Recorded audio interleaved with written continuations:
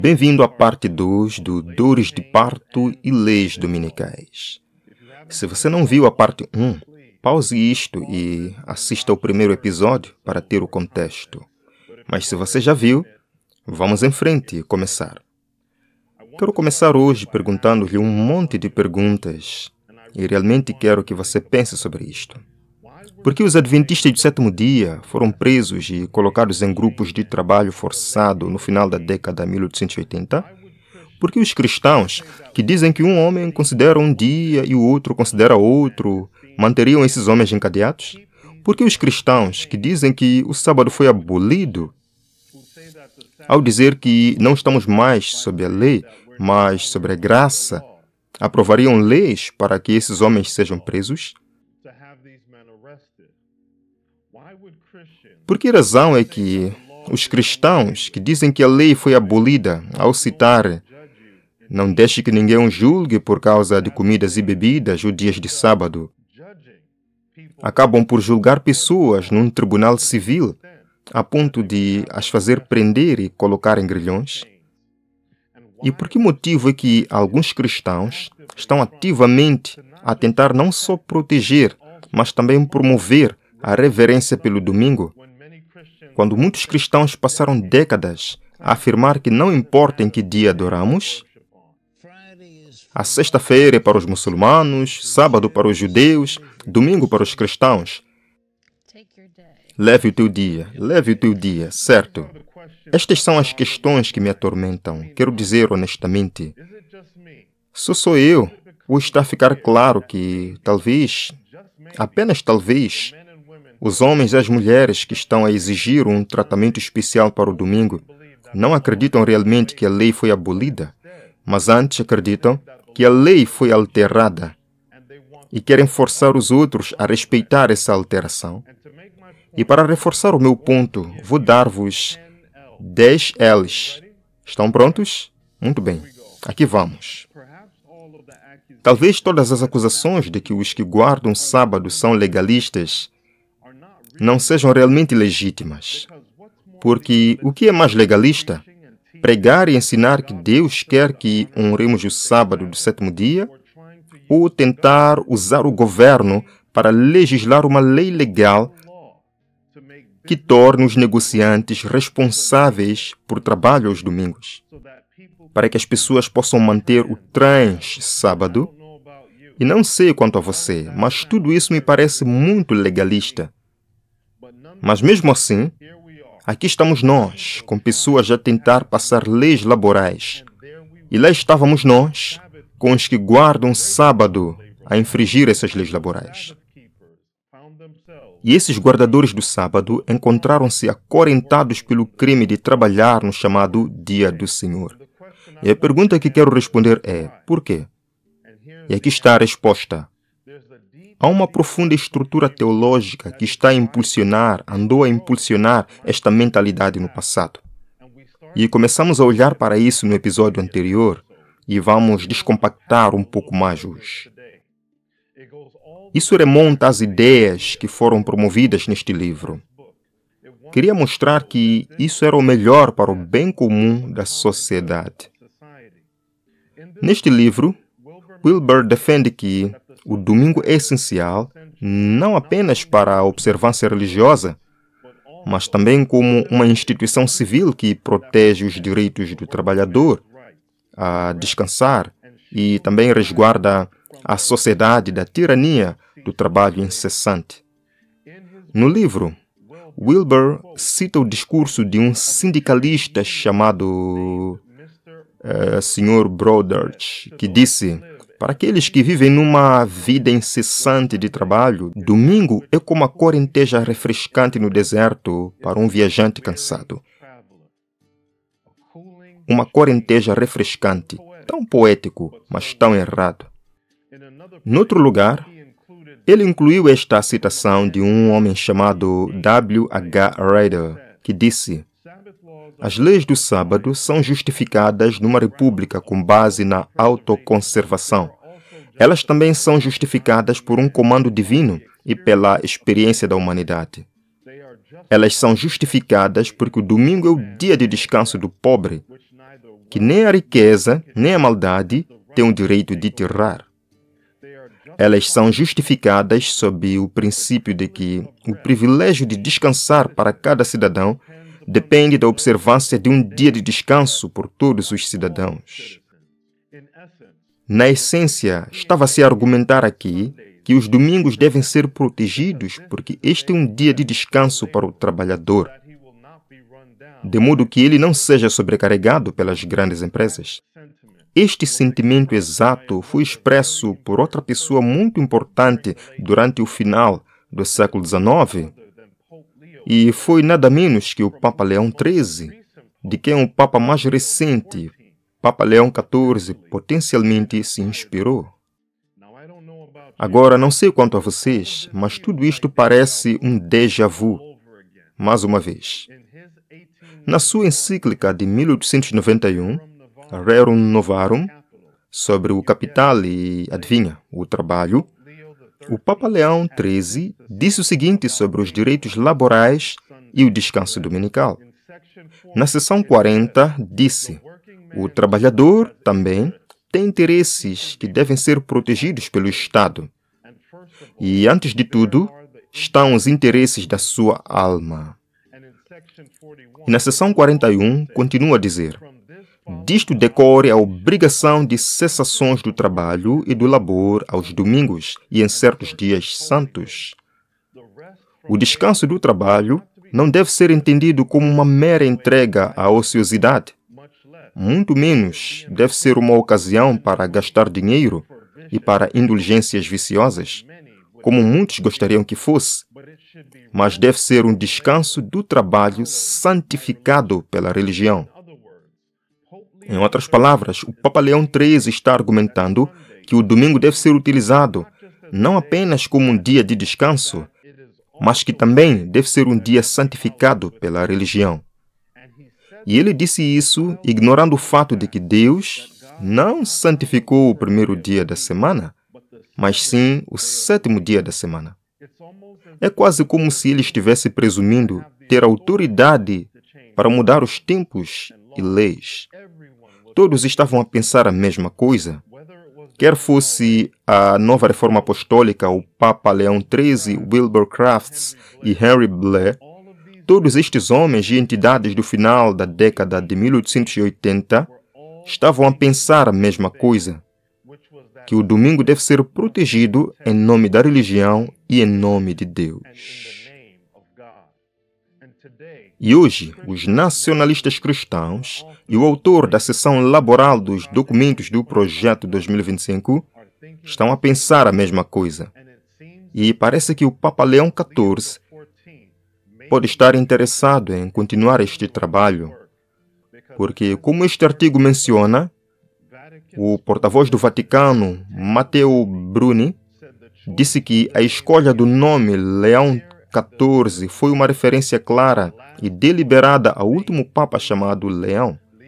Leão XIII foi eleito em 1878 e era mais conhecido pela sua encíclica de 1891, Rerum Novarum, que delineava os direitos dos trabalhadores.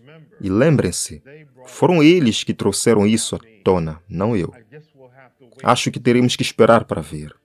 Mas o que é mais urgente hoje é entender o que está na base de toda esta retórica passada e presente.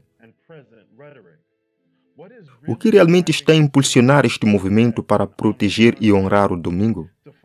Para descobrir isso, vamos dar uma olhada em outra carta encíclica escrita pelo Papa Leão XIII, intitulada Immortali Dei. Esta encíclica é extremamente importante porque estabelece as bases para os princípios relacionados à imagem da besta, delineando um quadro teológico que foi adotado no final da década de 1888 por homens como Wilbur Crafts, e os mesmos princípios teológicos estão em vigor hoje. Washington, D.C. tem estado inundada com exibições traiçoeiras de vício e vaidade. A cidade está envolta na escuridão e na falta de amor. E ainda assim, é crucial reconhecer que este domínio pertence a Cristo, Rei. É nosso mandato plantar uma bandeira no coração dele, declarando a verdade de que Cristo é Rei dos Reis e Senhor dos Senhores, a quem todas as pessoas e nações devem se curvar e declarar sua fidelidade. Deveríamos ter a ambição audaciosa de reclamar Washington, D.C. para Cristo e discipulá-la para que uma vez mais ande nos caminhos de Deus.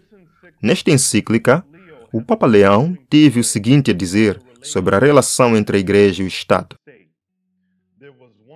Uma vez houve um tempo em que os Estados eram governados pela filosofia do Evangelho.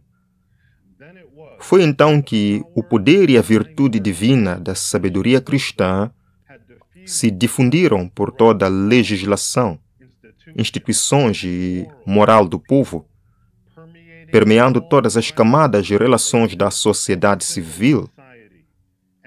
E a Igreja e o Estado estavam felizmente unidos em concordância e intercâmbio amistoso de bons ofícios.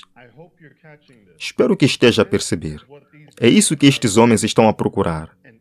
Uma intercessão entre a Igreja e o Estado. Leão XIII prossegue dizendo: são muitos, de fato, aqueles que tentaram elaborar um plano de sociedade civil baseado em doutrinas que não são aprovadas pela Igreja Católica. Em outras palavras, na perspectiva de Leão XIII, o Estado e, por extensão, a sociedade não pode funcionar adequadamente sem as doutrinas que foram aprovadas pela Igreja Católica. E ele diz isto porque acreditou, e muitos ainda acreditam, que a Igreja Católica é a única verdadeira igreja e que Deus lhe deu a plena autoridade para guiar as consciências da humanidade.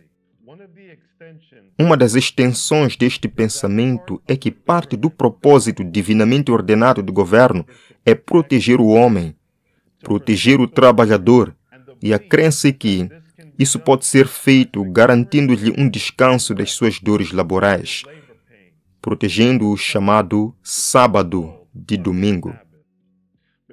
Devido a isto, o Papa Leão XIII apoiou plenamente a utilização de sindicatos para alcançar alguns destes objetivos.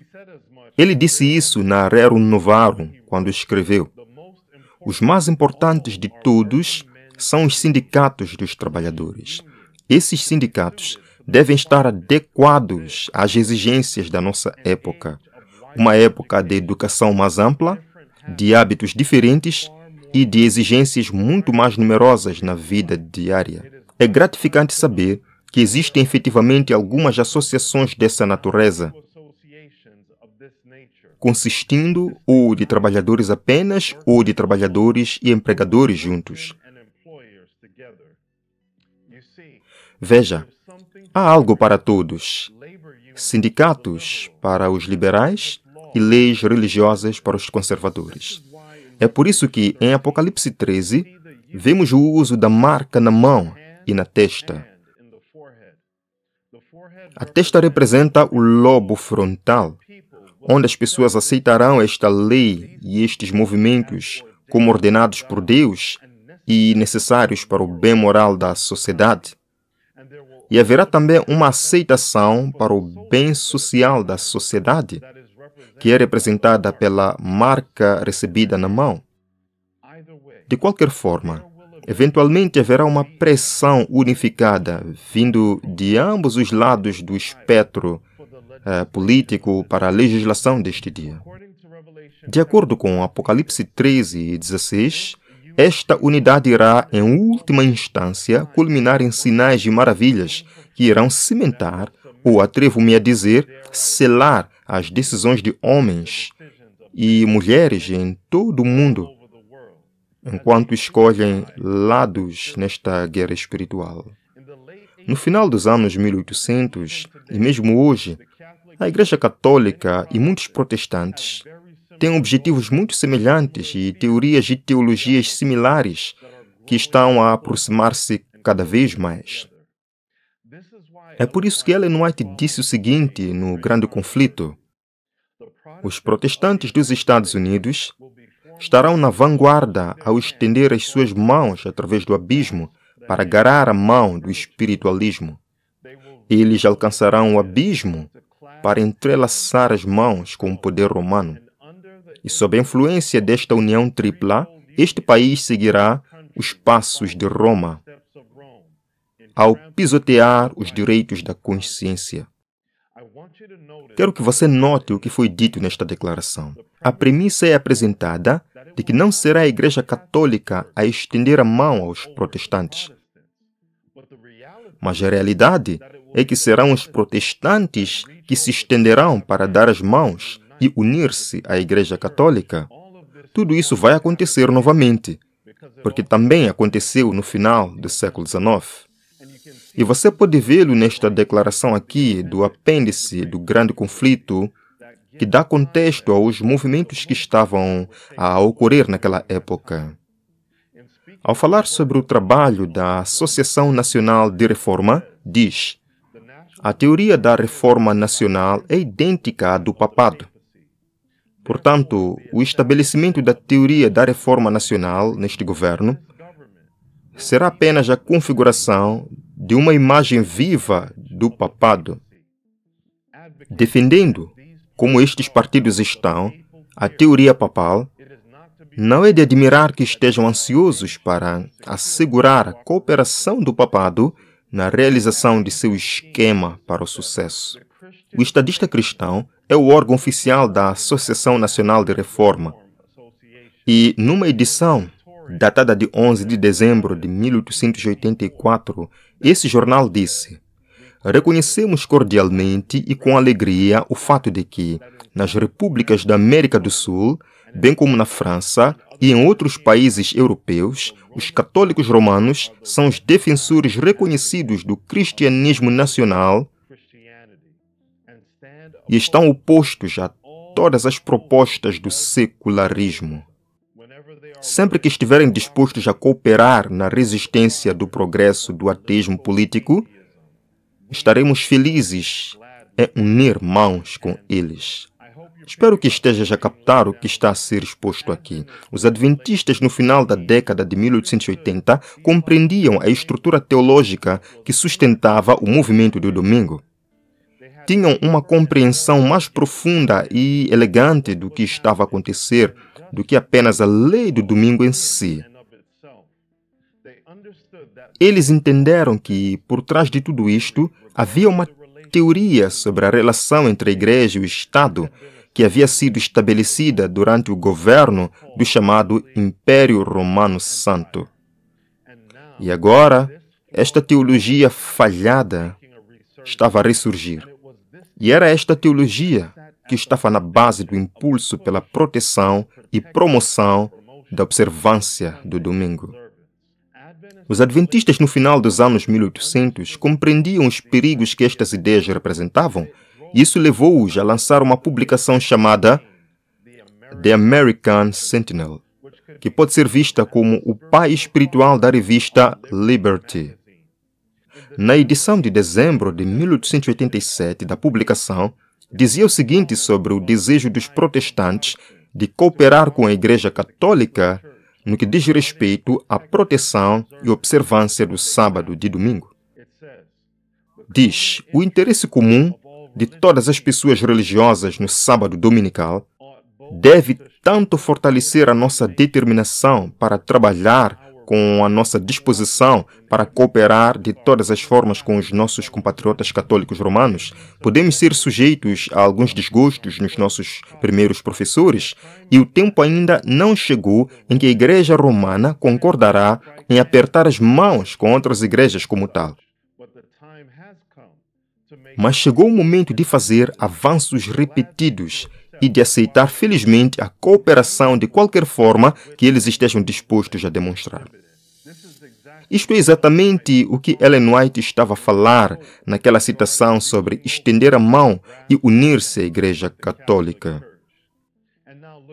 E agora, olhem para estas declarações durante as dores de parto do final dos anos 1800, que também foram registradas no apêndice do Grande Conflito, que descrevem os movimentos da NRA como estando em perfeito acordo com a encíclica do Papa Leão XIII de 1885, continua a dizer que, portanto, como o objetivo da Associação Nacional da Reforma é idêntico ao de Roma, só é de esperar que mostrem uma prontidão para unir as mãos com alegria. E seja o que for que o protestantismo controle o poder civil, com ou sem a ajuda de Roma, isso não será mais do que erguer uma imagem do papado. Os adventistas como A.T. Jones e E.J. Wagner, os editores do The American Sentinel, compreendiam que este princípio de tentar utilizar o Estado de uma forma que ultrapasse os limites da liberdade de consciência visava virtualmente estabelecer a imagem do papado, também conhecida como a imagem da besta. Você vê? Muitas vezes, quando estamos a ler o Apocalipse 13 e 14, focamos-nos apenas na marca da besta, concentramos-nos apenas na lei do domingo. Mas e quanto à imagem da besta, Apocalipse 13, 14 a 15, afirma que farão uma imagem da besta que terá um poder para dar vida à imagem da besta e que a imagem da besta deverá falar e que aqueles que não adorarem a imagem da besta deverão ser mortos. E em Apocalipse 14, 9 a 11, Deus adverte contra adorar a besta e a sua imagem. Em Apocalipse 15, verso 2, a Bíblia mostra-nos que aqueles que estão sobre o mar de vidro devem vencer a besta e a sua imagem. E, além de vencer a marca do seu nome, isto significa que a nossa vitória deve incluir a superação da mentalidade de que podemos controlar as consciências de outros seres humanos. E, por extensão, isso significa que devemos vencer esta mentalidade de que Deus quer usar o Estado para controlar a moral da humanidade. Porque, como disse no episódio 1 desta série, Deus é um Deus de liberdade e Ele não nos forçará a descansar ou a adorar em qualquer dia. E isto, meus amigos, traz-nos de volta ao início. No início deste vídeo, fiz várias perguntas sobre por que os adventistas do sétimo dia acabaram presos a trabalhar em grupos de reclusos, por trabalharem no chamado sábado dominical. É porque estavam a violar a lei feita pelo homem, que os obrigava a descansar num dia em que Deus não abençoou. E esta compreensão não deve ser ignorada. Como pode alguém ter o direito de obrigar outro homem a descansar? A minha posição é que, com base na história e na profecia, este desejo de forçar os outros a descansar levará, em última análise, a forçar os outros a adorar.